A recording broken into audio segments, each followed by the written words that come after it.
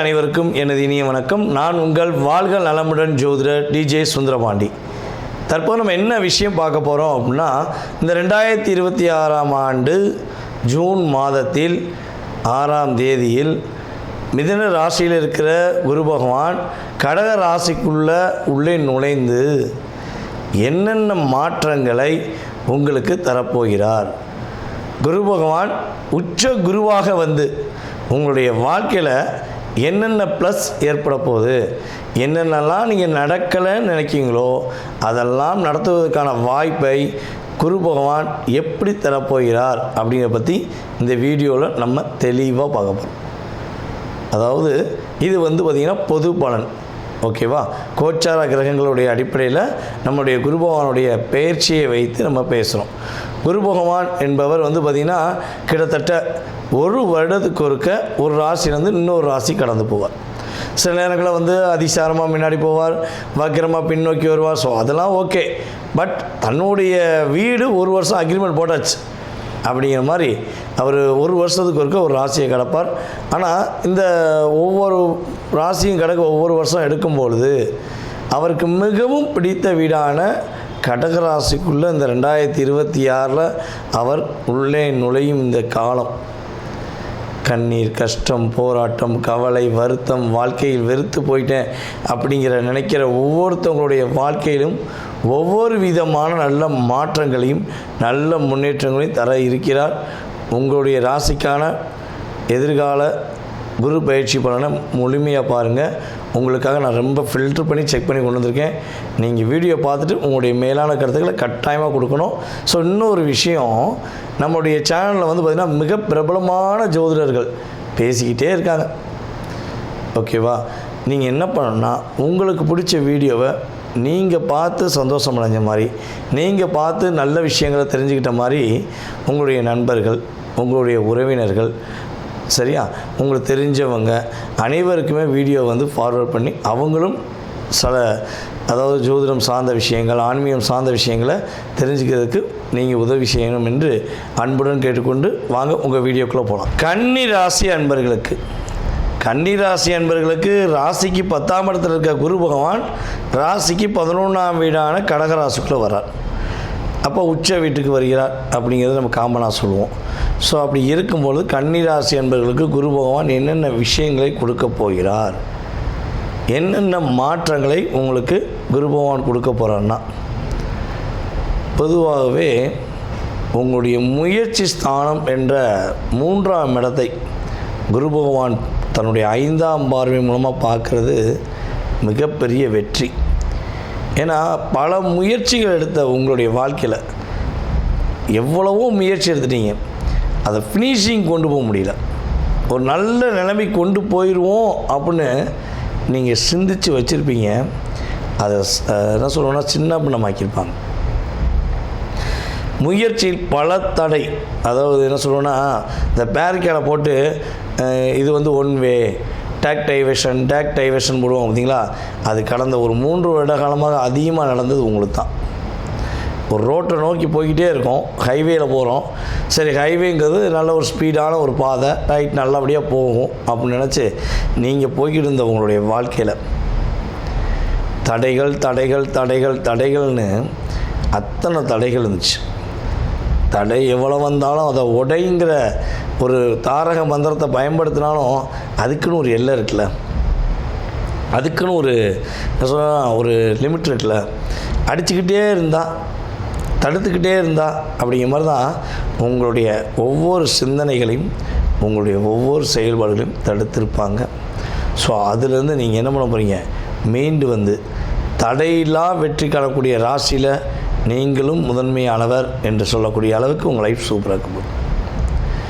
அதாவது அதுக்கடுத்த ஸ்டெப்பு வச்சோம் பார்த்திங்கன்னா, கம்யூனிகேஷன் ஃபீல்டில் த பெஸ்ட் ஆஃப் பெஸ்ட் அப்படின்னு சொல்லி ஒரு லிஸ்ட் எடுத்தோம்னா அது நீங்கள் தான். ஒரு இடத்துல ஒரு புதிய கண்டுபிடிப்பு, புதிய ஆராய்ச்சி அப்படின்னு ஒரு விஷயம் நடக்குது. அதை நம்ம இப்போ டெக்னாலஜியில் சொல்லுவோம் பார்த்திங்களா, புதிய ஆப்லாம் கண்டுபிடிக்காதுன்னு சொல்கிறோம் பார்த்திங்களா? ஸோ அத்தனை விதமான புதிய டெக்னாலஜி சம்மந்தப்பட்ட விஷயங்களில் அதிகமாக இருக்கிறது நம்மளுடைய கன்னி ராசிக்காக தான். கன்னி ராசி அந்த இடத்துல இல்லைன்னா நீங்கள் வேலை பார்க்கலை அப்படின்னா அந்த இடத்துல புதிய கண்டுபிடிப்பு வரவே இருக்கவே இருக்காதுன்னு சொல்லலாம். அப்போ புதிய கண்டுபிடிப்பு, புதிய சிந்தனைகள் எல்லாம் சூப்பராக வச்சுருக்க உங்களுடைய வாழ்க்கையில் இப்போ தடுமாற்றம் இருந்துச்சு. ஸோ அது மாறப்போகுது. கம்யூனிகேஷன் ஃபீல்டில் யார் யாரெல்லாம் இருக்கீங்களோ அவங்க வெற்றி பெறும்.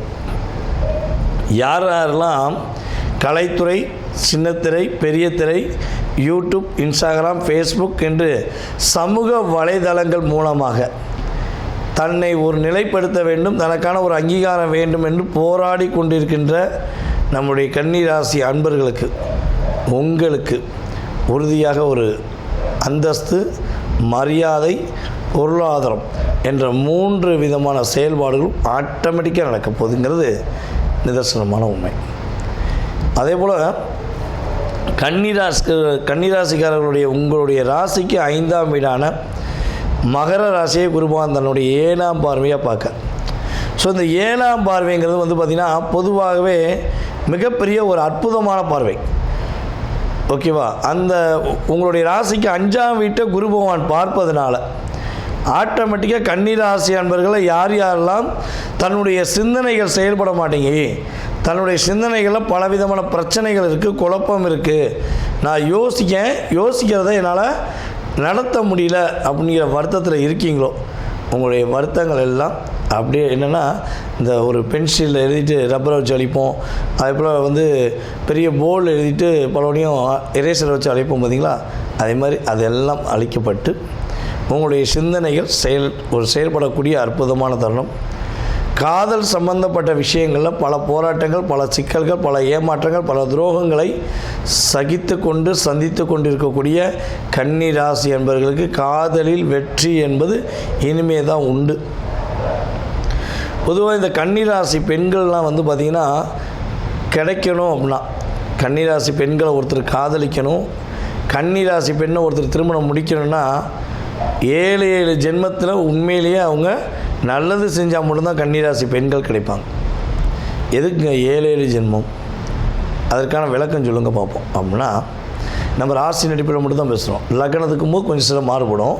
ஸோ ராசியின் அடிப்படையில் பார்க்கும்போது கன்னி ராசியில் தான் சுக்கிரன் வலிமை இழக்கிறார். அப்போ கன்னிராசி பெண்கள் வந்து பார்த்திங்கன்னா தன்னை புரிந்து கொண்ட அன்புக்காக, தன்னையே நேசிக்கும் காதலனுக்காக, தன்னை மட்டும் கல்யாணம் முடித்து தன் கூட வாழ நினைக்கும் தன்னுடைய கணவனுக்காக எவ்வளோ பெரிய தியாகத்தையும் செய்வாங்க. நீங்கள் அவ்வளோ பெரிய தியாகியாகவே வாழ்வீங்க.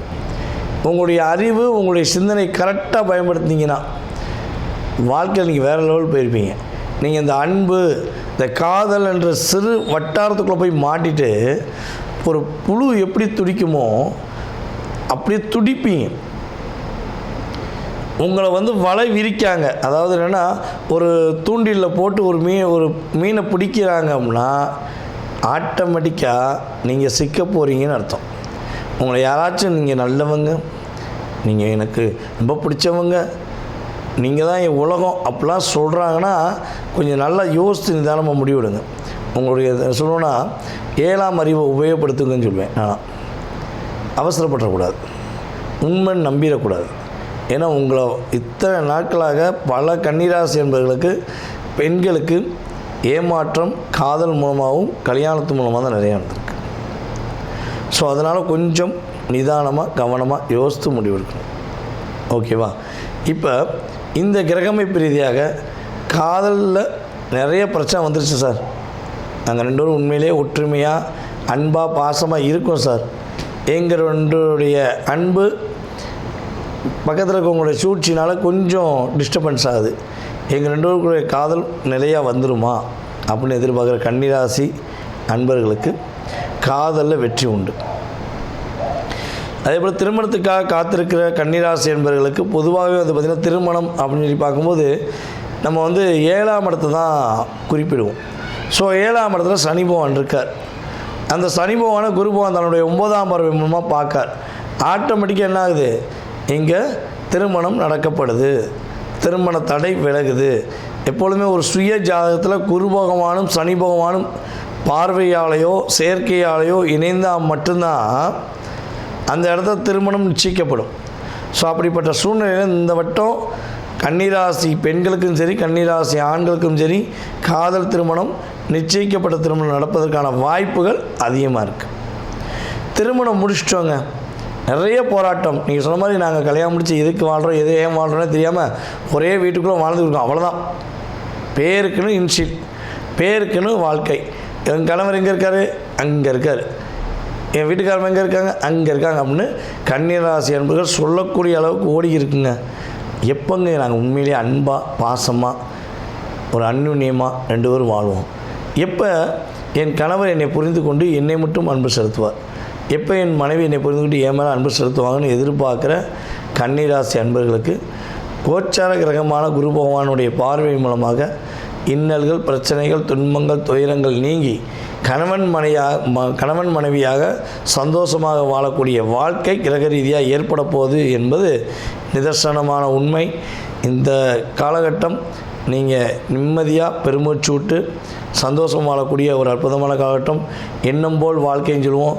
ஸோ உங்களுடைய வாழ்க்கையில் கிரக ரீதியாக குரு பகவானுடைய பரிபூர்ண ஆற்றல் மூலமாக கன்னிராசி அன்பர்களுக்கு இந்த குரு பயிற்சி காலம் ஒரு மிகப்பெரிய மாற்றத்தையும் மிகப்பெரிய முன்னேற்றத்தையும் கொடுக்கும் என்பது நிதர்சனமான உண்மை.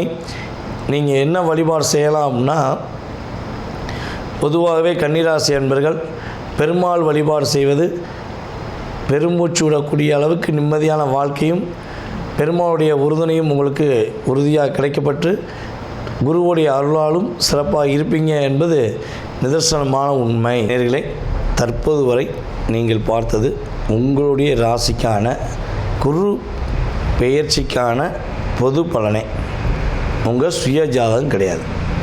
புரியுதா உங்களுக்கு? இந்த பொது பலன் என்பது பார்த்திங்கன்னா குறைஞ்சது உங்களுடைய லைஃப்பில் 20-30% கட்டாயமாக ஒரு மாற்றத்தையும் ஏற்றத்தையும் கொடுக்கும்.